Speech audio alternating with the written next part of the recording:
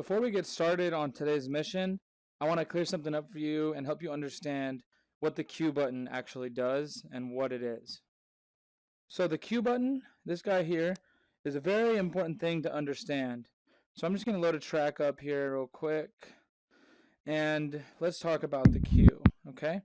So you'll notice there's a bunch of Qs in this DJ setup here. You have your Qs here, which is for your headphones. You have hot Qs. You have your Q button. So they're all actually different things, but in the end, the Q button is the main Q, and there's only ever one, okay? So what the Q button does is it sets a marker on wherever you select it, and you're able to go back to wherever your Q button is at any point in the song. So let's just use our needle search, and we're going to go over here to the first beat of this new section, and I'm going to hit my Q button, okay? So I can test the song out with the Q button here, right? I can also play the song from the Q button, so if you hit the Q button and hold it, and then hit play, it'll play, and it'll keep playing. Or you could just hit play, and it'll play as well. But another cool feature is, let's say you just wanted to test out the song and listen to it and see what's going on. Say you wanted to scan through it, do a needle search.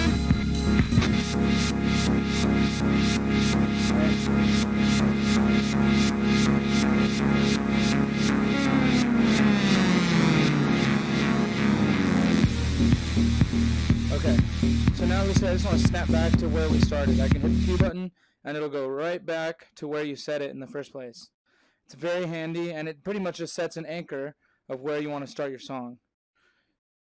Very cool. So let's just do it again on this deck so we can just hone in this example here. Just going to load another song. Cool. So as you notice, if I push play on the song, there's a little bit of a gap in between from where the playhead is, that's what this white line is, to where the first beat actually is. So if I push play, it's actually before.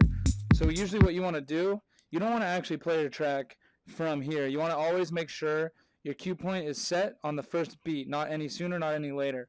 So you're just going to drag it over, get to your beat, and as long as quantize is on, it's going to snap to that grid line, which is right here. See those red dots? So you're just going to bring it here, click your cue. Cool. And now your cue point is set on the beat, and no matter what, when you push play, it's going to start immediately on the beat. And again, you can only have one cue point. So let's say I wanted to set a cue point over here by the draw. Okay, so the cue point is this little orange arrow on the bottom right there, you can see. So I'm going to hit the cue, and it changed. And now this cue point disappeared. Now my cue point is here.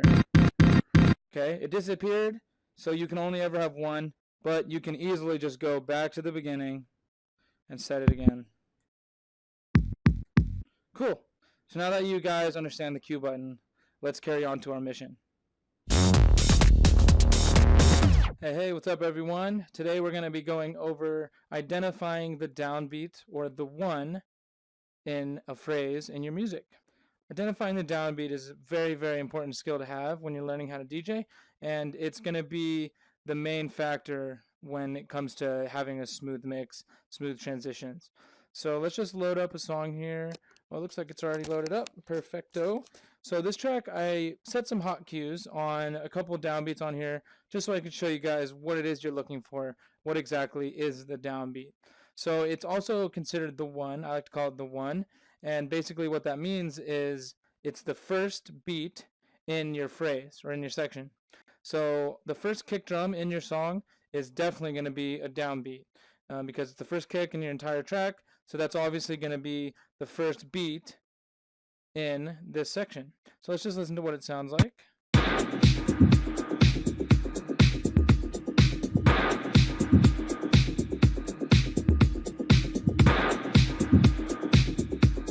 So that's the first kick. That's the downbeat of the first section of the song, which is the intro. And we're going to scan over here to our second downbeat that I have a hot cue set to. And there's going to be a little bit of a break in between the first little section and this part where the bass comes back in. So whenever the first kick comes back, that's going to be another downbeat. So let's just listen for that.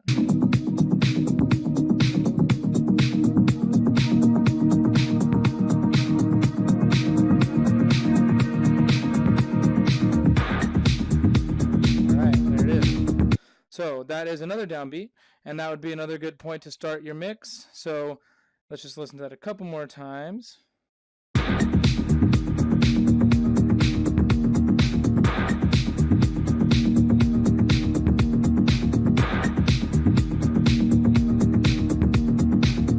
So you'll notice there's a couple indicators that will tell you that it's a downbeat. In this track, there's a little metallic, metal sounding impact. It goes boom. Listen to it on every first kick, and there's going to be that metal sound. Right? Yep, and that's happening in the first one as well. You notice it, they use it there, and then on the third one, same deal. So there's a lot of sounds that are going to indicate that you're on the downbeat and that you're on the one. And you're going to want to be listening to that and go through all your tracks and just listen in. In this track, it's the metal sound. In other songs, there's usually a crash of some sort, like a cymbal. There's like a white noise impact. There's almost always going to be something indicating the downbeat.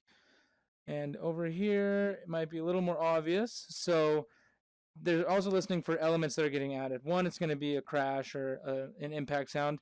Two, you're also going to get a lot of elements added, like maybe a new drum pattern, a new synthesizer, a new bass line.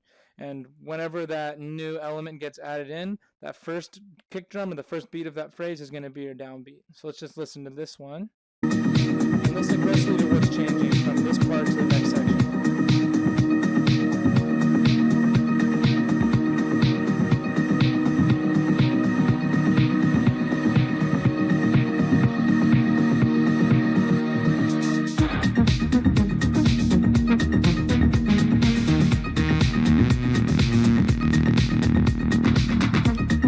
So a new synth line was added, hi-hat pattern. This is almost like the peak of the song here. Let's just go back again to the beginning of that. And it's going to be right here. Let me set my cue point. Cool. So just listen in again. There's a new synth, there's new drums, it's a new section. And the first kick drum in this section is your downbeat or your one.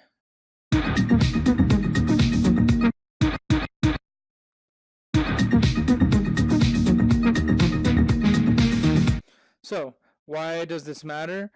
So let me tell you why. So basically, if you have your cue point set on the downbeat of a phrase over here, and let's say you wanted to mix it into another song, right? Say if I set my cue point like 6 beats in, no matter what happens, my transition is going to sound weird because the two songs aren't going to be playing next to each other very well.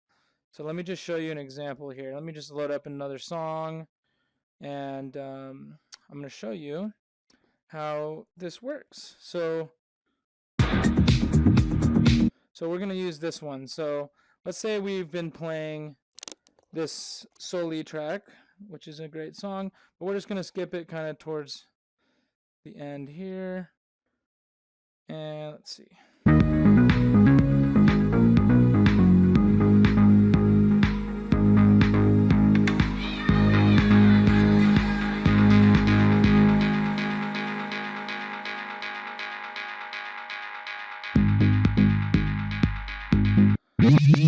So this kick drum right here is going to be the downbeat, which is the first beat of the last section of the song, otherwise known as the outro. And basically what we're going to be doing is this downbeat in Township Rebellion song needs to be triggered at the exact time as the downbeat of this phrase. That way the phrasing is lined up properly and the mixes are going to be smooth. So let's just show an example of that, just to show you the importance of getting this downbeat right.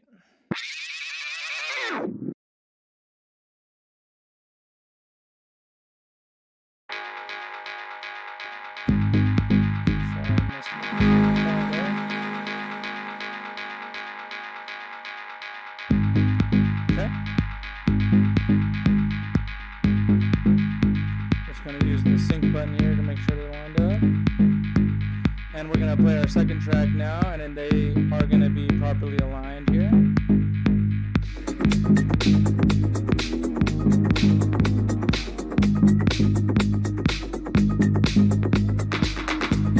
Small correction. So, let's start the basses.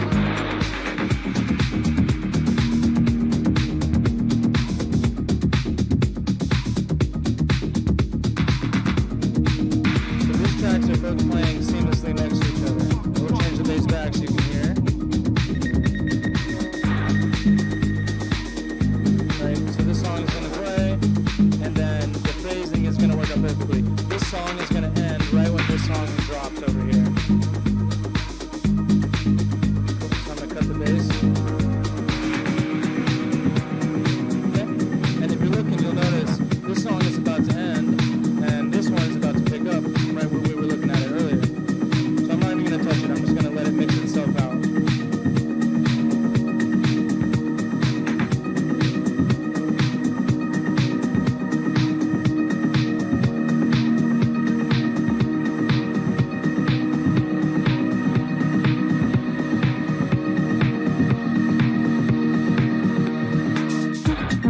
Boom. This song is now over, and this song picked up right at that cool little drop. So that is what you can achieve when you're using your downbeats properly.